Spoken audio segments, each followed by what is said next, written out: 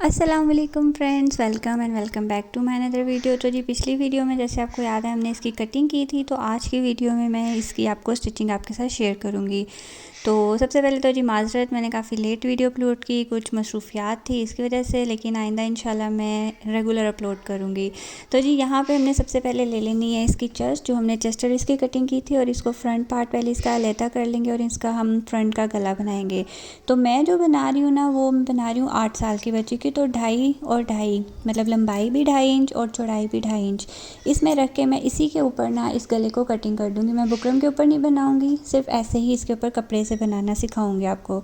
तो यहाँ पे जी हम पिछला गला ले लेंगे, मतलब पिछली साइड जो चेस्टर की थी, इसको हम ऐसे ही ऊपर से हमने 2.5 इंच रखना है और डीप हमने इसको तकरीबन 1.5 इंच रखना है। यहाँ पे हल्का सा एक कर्व के साथ ना आप गला बना लेंगे इस तरह, और इसको जो हमने डीप रखना है वो 5 इंच रखना है, लेकिन इसको हमने सिर्फ एक कट की तरह ना, कि अगला गला बड़ा ना हो तो हम पिछले गले को थोड़ा बड़ा करके ना उसके ऊपर स्ट्रिप्स वगैरह या बटन लगा के उसको सिक्योर कर लेंगे। तो जी इस तरह से आपने ये देखें इस तरह से कर लेना है। और इसके ऊपर बहुत ही इजीली ये देखें ऐसे कपड़ा लगा के इसको चारों तरफ आपने सिलाई कर लेनी है, तो इसको ये सीधा कर लेना है। तो आज की वीडियो में इसकी जो मेरा मेन फोकस है ना, वो है कि आपको इसकी फ्रिल का अंदाज़ा बताऊं कि वो किस तरह आप स्टिच करेंगे इजीली। तो अगर आपको इसके गले की भी समझ नहीं आ रही हो, तो अगर आप चाहते हो कि मैं इस पर डिटेल वीडियो आपके साथ शेयर करूं, तो आप मुझे कमेंट बॉक्स में लाजमी बताइएगा। मैं इंशाल्लाह आइंदा वीडियो इसको ईज़ी वे में आपको समझा दूँगी। तो यहाँ से जी ये देखें, इसको ऐसे हम इस तरह जो भी आपको मुश्किल काम लगे आपने उसको ना इस तरीके से प्रेस से बिठा लेना है पहले, और उसके ऊपर सिलाई लगा लेनी है। और हमेशा अपना हाथ, जब आप बिगनर्स हैं ना सिलाई के लिए, तो आपने अपना हाथ हमेशा लॉन या कॉटन इस तरह के कपड़े पे सीधा करना है, क्योंकि रेशमी कपड़ा थोड़ा हिलता है तो वो फिर ना मुश्किल हो जाती है उसको काबू करना। अच्छा जी, इसका जो मैं गला बनाऊंगी ना, वो फ्रिल टाइप जो होता है ना उस तरह का बनाऊंगी। तो इसके लिए आपने ना 15 इंच की एक पट्टी काट लेनी है इस तरह, और इसको आप कम चौड़ा भी रख सकते हैं, ज़्यादा भी, लेकिन मैंने इसको इतना चौड़ा रखा था। और इसके ऊपर ना ऐसे आपने बड़े बकिए की मशीन से सिलाई लगा लेनी है एक एक पाँव की, और इसको इस तरह चुन्नट के साथ ना इसको ऐसे चुन्नट खींचते जाएंगे, तो ये एक पट्टी आपके पास ना बन के तैयार हो जाएगी इस तरह करके। ये देखें, अब इसको मैं इस तरह इसके ऊपर सिलाई रखूँगी। बस आपने कोशिश करनी है कि जहाँ आपके चुन्नट है ना उसके ऊपर सिलाई आए, वरना फिर वो चुन्नट वाला धागा ना नज़र आता है। अब उसको मैंने अभी ऐसे ही साइड पे रख दिया इस तरीके करके, और इसके ऊपर अब मैं ऐसे सेट करके इसके कांधे जोड़ लूँगी। होप है कि मैंने पिछली वीडियो के हिसाब से आपको कांधे वगैरह जोड़ना सब आ गया होगा। तो ये देखें जी, हमारे पास कंधे जुड़ के ये इस तरह से हो गया था। अगर मैं इसकी भी डिटेल शेयर करती, बहुत ज़्यादा लंबी हो जाती वीडियो, और फिर बहुत ना मुश्किल हो जाता है, टाइम बंदा कोई देखे और फिर उसको समझे। तो जी ऊपर से तो मुझे हो गया। अब हमने जो इसकी लेयर्स कटिंग की थी ना, उसको पहले हम एडजस्ट करेंगे कि कौन सी लेयर ऊपर नीचे करके किस तरह आ रही है। तो जो आपकी सबसे ऊपर वाली लेयर होगी ना, आपने उसको उठा लेना है, और उसके ऊपर ना आपने, मैं आपको दिखाती हूँ, एक साइड पे ना आपने इसको ऐसे पकड़ना है और मशीन का बड़ा बकिया करके ना उसकी सिलाई लगा लेनी है। अब ये देखें जी, हमने एक साइड से उठा लिया, और यहाँ पे इतना लंबा आपने मशीन का बड़ा बकिया करके इस तरह आपने एक सिलाई लगा लेनी है, और उसको जो ऊपर वाला धागा होगा ना वहाँ से आपने उसको पकड़ना है, और ऐसे हल्के हल्के हाथ से ना इसको चुन्नट देते हुए ना इस तरह सीधा कर लेना है।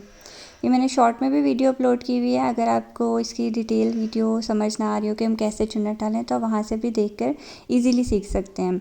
तो जी अब हमने इसको अपनी चेस्ट के हिसाब से ना एडजस्ट कर लेना है, जितनी हमारी कमर या वो हमने नीचे से रखा होगा ना अपनी चेस्ट का, उसके हिसाब से एडजस्ट करके हमने इसको सिलाई लगा लेना है इस तरह करके। तो हमारी पहली फ्रिल तो कंप्लीट हो जाएगी। तो इसको अच्छे से आपने प्रेस कर लेना है। प्रेस करने का तो लाजमी आपने याद रखना है कि प्रेस करना नहीं भूलना।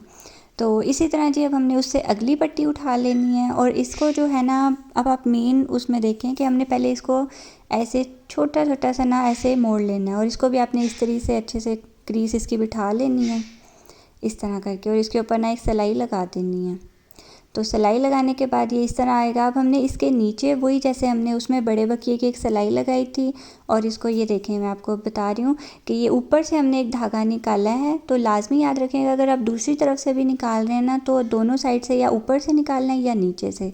तो इस तरह आपने उसको खींच के ना, अब जो हमारी नीचे वाली फ्रिल थी ना उससे तकरीबन 1-1 इंच या आधा इंच बढ़ा के आपने ना इसको एडजस्ट करना है। तो ये जो मैं अपनी चुन्नट दिखा रही हूँ ना, ये ऊपर ऐसे ही आएंगे चुन्नट ना, तो उसके हिसाब से आपने जहाँ पे वो चुनटों वाली सिलाई थी ना उसके ऊपर ही नीचे वाले कपड़े को एडजस्ट करके ना आपने इसकी सिलाई लगा देनी है। ये इस तरह, ये हमारे पास इस तरह रेडी हो जाएगा। तो इसी तरह आपने ना अगली भी जितनी हमारी फ्रिल्स होंगी ना उसको हम जोड़ते जाएंगे। तो ये देखें जी, हमारा अगला पिछला कुछ इस तरह से रेडी हो जाएगा। ठीक है, अब मैं आपको इसको बैक से भी दिखाती हूँ। तो यहाँ से हमने सबसे पहले इसकी साइड से हमने ना इसको सिक्योर कर लेना है। जो हम आम नॉर्मल अपनी कमीज़ में भी साइड की, फ्रॉक्स में साइड की सिलाई लगाते हैं ना, वो लगा कर ये देखें मैंने जो एक बढ़ा कर रखा था ना, वो इस तरह इस वजह से रखा था क्योंकि फ़्रॉक की शेप हमेशा तिरछी आती है, तो इस वजह से। अब जी हम सबसे पहले इसको नीचे से कर लेंगे। सबसे पहले इस्त्री करके हमने फिर रख लेना है। तो मैंने यहाँ पे पाइपिंग और लेस दोनों यूज़ की थी। इसे ना मैंने आपको पहले भी बताया था कि अगर आप पाइपिंग लगाते हैं ना फ़्रॉक में स्पेशली, तो नीचे से ना आपकी फॉल बहुत प्यारी आती है, जैसे फ़्रॉक को एक फूला हुआ होना चाहिए ना उस तरह। लेकिन मैंने इसमें एक लेस भी ऐड की थी, तो ये भी एक बहुत प्यारा लुक देता है। तो ये देखें जी, ऐसे आधा इंच पे रेस्ट रखेंगे हम, तो ये इस तरह पलट कर ऐसे नीचे चली जाएगी। तो मैं आपको ना दिखाती हूँ, और साथ ही मैं इसके ना वो जो होती है ना पाइपिंग, वो भी लगा लूँगी। ठीक है, ये मैंने लेस लगा ली थी। ये देखें, पहले मैंने लेस लगा के सिक्योर कर लिया था इसको। अब इसी के ऊपर ऐसे पाइपिंग रख के ना, और नीचे वाली साइड पे जहाँ पे सिलाई आ रही है ना, तो सिलाई के ऊपर हम सिलाई लाते जाएंगे, तो ऑटोमेटिकली इसके ऊपर ऐसे ये हो जाएगा, एडजस्ट हो जाएगा। मैं आपको लगा के दिखाती हूँ। ये इस तरह मैंने लगा लिया। अब इसको प्रेस करना आपने लाजमी याद रखना है, इसको नहीं भूलना।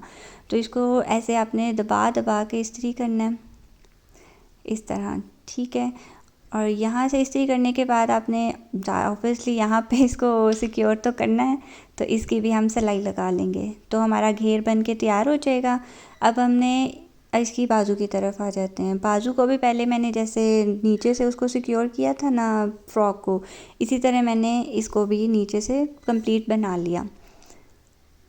और अब जी इसकी हम एक दफ़ा दोबारा जो होता है ना आर्म होल, उसको देख लेंगे, क्योंकि फ़्रॉक का था वो हमने थोड़ा बड़ा रखा था 6 इंच। तो इस तरह हम इसको निशान लगा के ना ऐसे, क्योंकि जो मेन होता है ना वो हमारा आर्म होल का मसला होता है। आगे की शेप तो बाजू की हम इजीली बना लेते हैं। तो जी हमने साइड से इसकी सिलाई लगा कर ना, इसको भी हमने अच्छे से इस्त्री करके इसको एक क्रीज इसकी बिठा लेनी है इस तरह करके। याद रखिएगा, अगर आप अपने कपड़ों पे नीटनेस चाहते हैं ना, तो आपने प्रेस करना लाजमी याद रखना है, क्योंकि प्रेस से ही ना, जैसे कहते हैं ना, कपड़े में जान आ जाती है, वो वाला काम होता है। तो ये देखें जी, हमने दोनों बाजू सिलाई कर लिए थे, और मैंने शर्ट की दूसरी तरफ भी सिलाई लगा ली थी।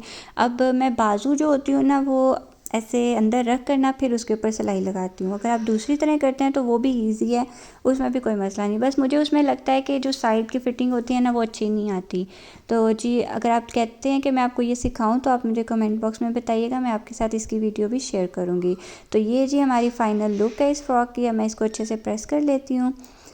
बस जो एक चीज़ मैंने एक और ऐड की थी, वो इसमें छोटी सी बो लगाई थी, जो इसी के कपड़े से बना कर ना लगाई थी। वो भी मैं आपको ना अभी दिखाती हूँ, बनाने का तरीका भी बताती हूँ।